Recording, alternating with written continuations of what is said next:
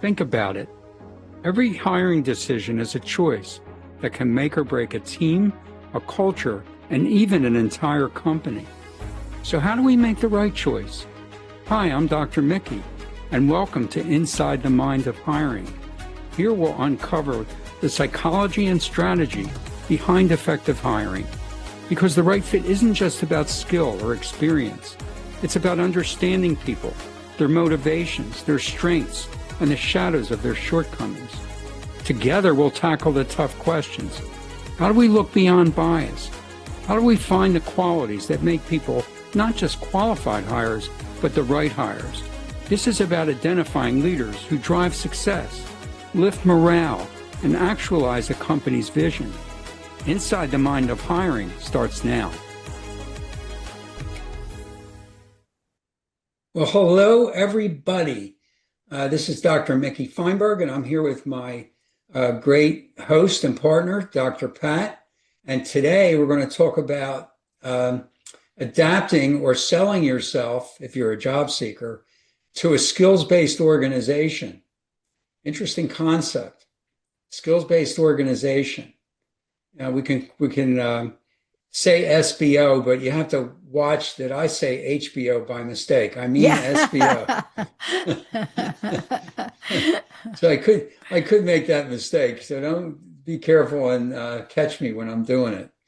But anyway, so it's for SBOs as well, because I want SBOs to be on their game when it comes to selecting longstanding candidates and successful contributory candidates to their organization, just like job seekers being able to promote themselves effectively to companies that have that kind of system.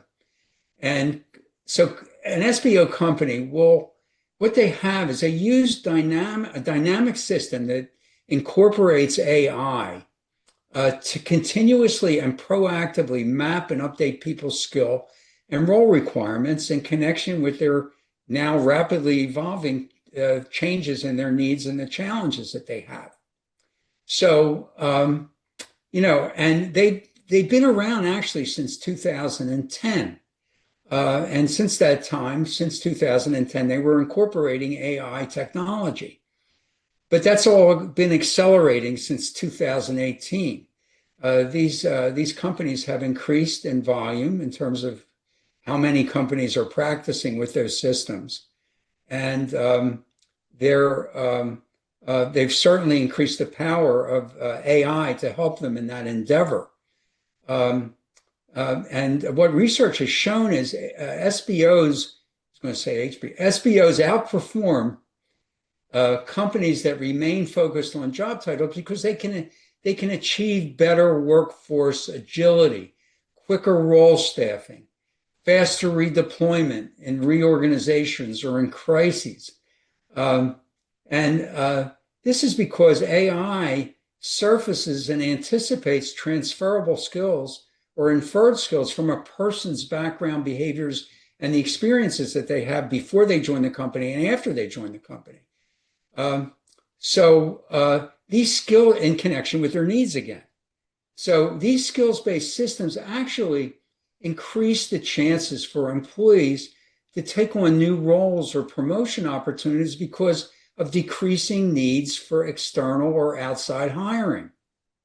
So, and they also do that they tell employees when their jobs, if and when their jobs are going to be automated so that they can, and the new jobs that they can pursue that require the skills they need to obtain. So pretty cool when you think about it. So SBO employees tend to be more enriched, they tend to be more engaged, and they tend to be more loyal. And companies that have adopted these systems are much better in their retention, long-term retention of employees because of those reasons. But employees, it's a matter of if that you as an employee can adapt and be successful. On an SBO, you have to be willing, that's an important word, willing, and equipped for rapid adaptation and learning and applying transferable, and learning new skills. So that's important to consider when you're opting for pursuing an SBO, and if an SBO is considering you as a qualified employee for their company. Now, so the questions I would ask: how should SBOs screen candidates? How can job seekers prepare for promoting themselves for SBOs? And how will characters like an assessment psychologist like me size up an SBO candidate? Like that. So, how do you respond to all that so far, Dr. I love Fung? it. I love it. And I have one other thing because with looking at skills in a skill-based organization, I just want to be very clear about something. Once upon a time, Dr. Mickey, we looked at this for the handful of organizations and jobs. Right. Once upon a time, not too long ago, by the way, I will say that's what we did. We didn't really see the impact of skills-based learning Mm-hmm. and up-leveling by which it's needed today. You did a show, gosh, I don't remember when it was, but you were talking about your experience of one day going in your grocery store and you walked in and there were all the people checking out. And then the next day you walked in and there were no checkers. And so when you're walking into an environment, you're thinking about skills based. I just want this audience to know I don't think anybody's exempt from paying attention to this topic. No, nobody's exempt from it now. Yeah. It's it's But it's all changing so rapidly. it So is. organizations want people that can adapt to that. So, how do we hold them accountable? I want you to talk about this too, because I know this is something you're going to cover today. One of the things that I always ask when I interview for producers is we go through this about skills, but I ask them, can I, something like, and Jessica does too, can we trust you to not just stay on top of the skills we're using here, but to be advanced in them so we can move the company forward? Everybody says yes. And I think there's one or two in the history that have done it, and Jessica's one of them. And I think about that. And so for me now, when I'm looking at producers, I have to have a new measure because my field is changing rapidly. The good news for us is we have our own technology. But if you don't know how to use our technology, then are you keeping your hiring commitment? And for you, Dr. Mickey, you're hiring people at the top. Right, right. Oh yeah, well I'm hiring. Yes, I'm evaluating typically professionals, managers, and executives. Okay, what I never do is ask a question where somebody has to respond yes or no. So that's and most sophisticated hiring managers get that, and you get that, Pat. I'm sure you do I because do, of but I always have a follow-up your question. I mean, yeah, I love when they say yes, and then I yeah, say, great. yeah, Can we come yeah, up with a contract and agreement for which right, skills you're going to look at each month? But right, and then they don't show up for the second interview. yes. But you understand why this is now more important than ever. Sure, sure. So if you're a candidate, you can, and you're a hiring manager, you can expect yourself and the candidate to be asked to ask a question like this, and for candidate to be answering them. Comb people take a lot of pride in their resumes. So you want to ask candidates about their resumes, and you be expect to hear questions about your resumes that determine your current capabilities. They want to be able to sift through your capabilities, what you really have. And they want to know the signs of transferable skills that you have. And they want to have signs of what your attitudes are for quickly adapting your skills to handle market changes, operational improvements, and new project challenges. So they're going to ask, you should ask questions like this. Tell me about or hear questions like this. Tell me about a situation where you had to learn something new in a tight time frame. What was the situation? What did you do? And what was the outcome and impact of that? Another question could be, share a circumstance where you were designated as a subject matter expert. Heard of that term? For an impactful project. How did you play your role, and what did you and the project team accomplish? Another question could be, Give me an example where you influenced a pivot or quick change in course. What did you do or say, and what was the result? You could also ask, and this is important for a cultural alignment, which we talked about a couple of weeks ago. What could inspire you about our company? And what do you want to achieve with us? What will engage you to have a longer term tenure here? Now that gets to the why, or your real intrinsic, your inner purpose and values, and to what extent that inner purpose and those values aligns with the company that you're interviewing for, or the SBO. How does it align with their why? So you can get a sense of culture that way. And one of the things that I didn't do is I didn't tell you some of the companies that have adopted the SBO systems. The SBO systems. They tend to be larger. They're IBM since 2010. IBM, Unilever, J.P. Morgan Chase, Siemens, Cleveland Clinic, and Walmart. So there are some companies that are really engaged in these practices, and they're real, and you've heard of them, and they're out there. And I'm sure there's moderate-sized companies as well, and even some small companies that are adapting these systems right now at the present time. So I want to get back to the why, because I want to segue into what I'm looking for as an assessment or business psychologist. But first, before I do that, Pat, what do you think about those questions, those kinds of more open-ended questions that I know you ask after you ask the yes or no questions? Yeah. Without them, Dr. Mickey, what do you have? You don't know. You don't. Not only do you not know, is unless you're the final decision maker, you don't even have enough to have a dialogue with your hiring team. I mean, my gosh, come on. The second part is the kinds of questions we now have to ask have to be deeper. They have to be more complicated questions. And you're gonna love this. I know you're gonna share a story about the weather company, but I have a friend that's in the news, right? Right. And they were telling me that they had to change their job description, and one of the things in one of their top people, right? News people, and they had to change it to say you must have an ability to detect what is real footage and what is AI. Mm-hmm. And my friend was like, "What? Who knows that?" Oh No, my I mean, it's goodness. like, who Really? knows that? Right. Yeah. And it's like, and I said to him, well, clearly, I'm going to call him Joe.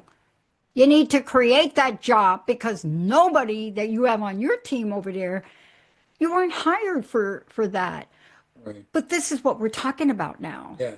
Yeah. And if you're in the public, the bar is now raised. Right. It is raised. Right. You cannot recover from a bad weather report. I'm sorry, Dr. Mickey. Well, the only way you can Not in New Jersey. You can in Washington State, but here it's different. The only way you can recover, Dr. Pat, is if the weather was actually better than you predicted, a little better than or a lot better than you predicted it was going to be, especially if it was a potential disaster. But anyway, now that you're saying that, I just interviewed and assessed a candidate for a program executive role for the weather company that I've talked about before, that provides weather data and forecasts, for various important reasons. So the program that this candidate is responsible for is providing accurate and timely forecasts for organizations that are really important for them to protect their property, their operations, and the lives of their people and customers in some cases. And these predictions, weather predictions, even serve to save costs in some significant ways, and certainly to increase sales in significant ways, because they expose sales opportunities that can be taken advantage of proactively by these companies. So I told him, after reviewing his resume, I told him that his resume made him appear like an extreme, really talented, highly skilled, and sophisticated job hopper, real free agent type job hopper. Um, so I'm sure you've heard that term. That's somebody that hops around jobs every 2 or 3 years. Yeah. So I said, what about my client's job can keep you engaged for the longer term? Um, so right away, he understood what I was talking about. He cited buying a house for his parents in Southern California and the extreme anguish that he endured during the relatively recent wildfires there that were so devastating. And he basically is convinced, he said, I'm really convinced that timely and accurate weather warnings that were better in terms of accuracy and timeliness could have saved a lot more property and perhaps more lives. Yep. And there's some evidence that maybe a few dozen lives were lost, but in actuality, there were several hundred lives that were lost for indirect reasons related to this horrible event. And he was kind of I don't know if I said this, but he was on the verge of tears, Oh, talking about what the improvement would have meant to him personally, and how he could have managed that situation and helped his parents in doing so. So he vowed to me, one day I'm going to engineer the perfect weather warning forecast, the perfect weather warning forecast. And he said that purpose is going to keep me engaged with this company for the foreseeable future. So I still have some doubts about this guy based on past behavior. But what he said to me really kind of, it was moving to me. And it really kind of emphasized the why that was important to him and why this could sustain his service to this company for the longer term, and made me feel a little bit comfortable, more comfortable. but let's talk about that for a minute, because that's why you are the person that does the evaluation, as I would. See, when I hear something like that, there's a psychological impact that explains why somebody would job hunt or job hop, Right, because people are not fulfilled. When you have somebody that has a personal why to something, right, and we see this over and over and over again, they become as loyal as your 13-year-old dog. They right. really do. And there's a reason for it. And so sometimes as job hirers, we have to evaluate that. You know, Really should. we do. And based on talking to you about this, I've changed the way I'm going to interview for two positions in the company. One is our sales position. Because if they don't have the why, and they call themselves, what in sales, they call themselves closers, Hmm. it's not enough anymore, No. right? It's But it's it's it's yeah, yeah. I know what you're gonna. I think I know what you're gonna say because I know what I'm gonna say, but I want to hear what you're gonna yeah, say. why don't you say it? Because this changes the landscape of what you do. It Right. really does. And your job is tough now, tougher now than it's ever been. The good news for the public listening to this, Dr. Mickey has a heart and compassion, and you're able to look at that why and Right. understand the importance of it. But the fear is that people that are out there doing what you're doing, and especially not what you're doing, you're not a recruiter. Recruiters are losing sight of this. They're just going by the quantitative. Right. And I don't think we can do that anymore, because when you're talking about SBO, when you're talking about skills, levels, you have to Right. ask, Dr. Mickey, you and I showed you a study the other day. The average years a skill lasts now in this world of careers is 2.5. The life cycle of a Life skill. cycle of a skill. Yeah. Yeah. Yeah, really So cool. if Interesting. if if we're into a year and a half later and I don't see you doing anything to really stay on the top of the industry, what does it say? So you, Dr. Mickey, and what you do, I'm you're the sorry. one. I'm afraid of this question. You no, but what you're doing is you're using a skill that most people in your position don't have. They don't look at the qualitative. And I'm sorry, if we're not going to look at both in the world, we're going to have psychological contracts that get broken, Right, obligations that don't get met because people don't have the passion to do what they say they're going to do. There's my last thing I'm going to right, say right, today.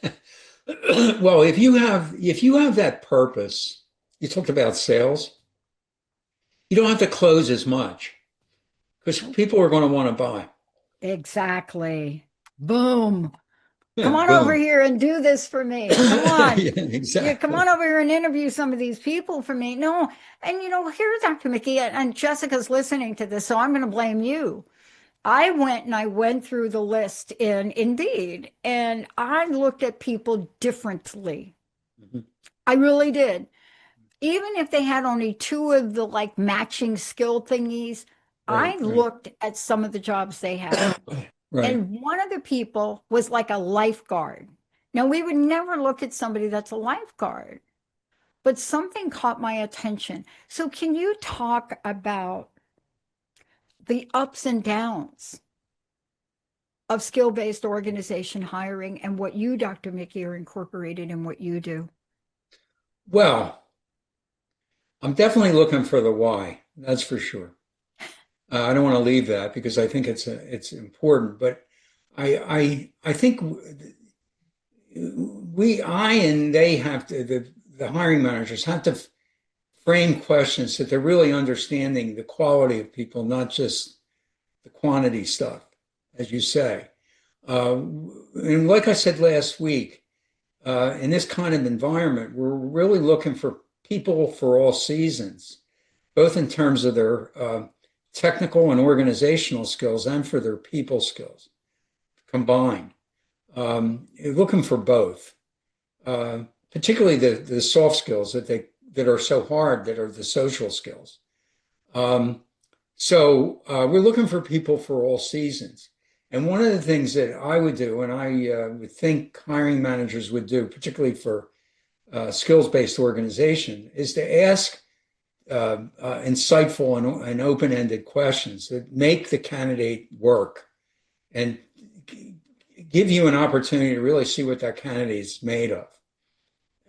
I think those kinds of questions are really important. So I would expect you as an SBO or any company and the candidates to ask and candidates to expect questions of that nature and prepare themselves for those kinds of questions. Um, and my interviews certainly include that questions of that nature. I would also, one of the things that I also do is ask, and we did that on one of our shows, Dr. Pat, I ask intellectual questions in three key areas: pragmatics, conceptual, and mathematics. And I expect and then candidates they have to respond in kind, orally to me. So I expect their answers to be competitive against the general population standards and management standards or professional standards. And I expect them to deliver their answers with confidence and with minimum needs for me to coach them. Because according to the rules of the test that I give, I can coach, but I don't want to do it excessively. Okay. I want candidates to be able to stand up to a little bit of a stiff breeze here. So I expect them to come across as knowledgeable, but also as confident and without a lot of needs for support because that doesn't exist as much today. Okay. Um, and what I'm looking for, and we've talked about this in other episodes, what I'm looking for, my assessments that I give, my standard tests to tell me, and my interview to tell me is I want to know whether a candidate is persistent, diligent, resilient, and adaptable. I want to know if they can respond to an interruption without getting bent out of shape, especially if they have to change course to meet the need of their companies. And they need to be able to enjoy and feel comfortable with variation in their workload and change, and purposeful and results oriented, but able to operate and with ambiguity and loosely defined situations. Can they maintain their focus on results, the bigger picture and core priorities without getting distracted by stuff? And can they be inquisitive and curious and maybe even a little bit imaginative? So I'm looking for that. And on the people side, and again, I use formal testing and interviewing. And by the way, the formal tests are more reliable than the interviewing. But I do look for empathy in this kind of work environment or career environment. I want people to understand and adjust to people's feelings and reactions, and to be able to say that they understand or acknowledge them without being, with being positive and not judgmental. Can you be, sufficiently assertive, more tolerant than critical, likable, but willing to navigate conflict? Sound, and I want sound integrity. We talked about that last week. We did. People that do what they say they're going to do, and people that, once they agree to follow direction, they do it in a reliable way, in an effective way, and can acknowledge, be honest, particularly about their mistakes and what they learn from them. And having a positive outlook on human nature and individual differences, more humble than self-centered or arrogant. Yeah. Now, these qualities are really important for collaborative cultures, for people that add value to a team and not detract from a team. And I'm sure they're endemic in a lot. These kinds of qualities are needed in skills-based organizations. It's not just the skills, it's these qualities that make people really effective in companies and enable people to win rather than lose in companies of this nature. Yeah. So, Dr. Mickey, I want to make sure, thank you for today. It really shows the important how, one, you're staying on the edge of your own skill-based learning in hiring these people. So thank you for that. How do people find out about you, Dr. Mickey? How do they get a hold of you? Oh, how do they find out about me? Yeah, you. www.deltaconsultants.com. You can look me up on LinkedIn, Dr. Mickey Feinberg, Fineberg, and you can email me if you dare, Mickey, Mickey, at deltaconsultants.com. Awesome. Thank you, Dr. Mickey. Thank you so much for everything today. And, for those of you out there, this is an ongoing conversation. This is Dr. Mickey, who is an expert in this field, and I want all of you to know that. Stay tuned next time Dr. Mickey and I are together, because we're going to continue the conversation, because the world of employment and hiring is changing as we speak. And I'm not kidding. For those of you out there that are going on interviews, if you don't know what AI stands for or are not aware of how the company that's hiring you is using it, please do your homework. Please get out there. Please look, do your own research so you can show up as the best candidate for the job. Thank you, Dr. Mickey. You got it. Thank you all. We'll see you next time. You have been listening to Inside the Mind of Hiring with me, Dr. Mickey Feinberg. Tune in the first and third Tuesday at 11 on Transformation Talk Radio to discover the psychology of making successful hiring decisions. In each episode, hiring managers and HR pros will learn how to leverage assessments and other key screening sources and avoid common pitfalls. Job seekers will gain insight into successfully presenting themselves. For more information on assessing people for mission-critical jobs and on career assessment and coaching, visit deltaconsultants.com and my LinkedIn profile. If you'd like to write me personally, it's Mickey, Mickey, at deltaconsultants.com.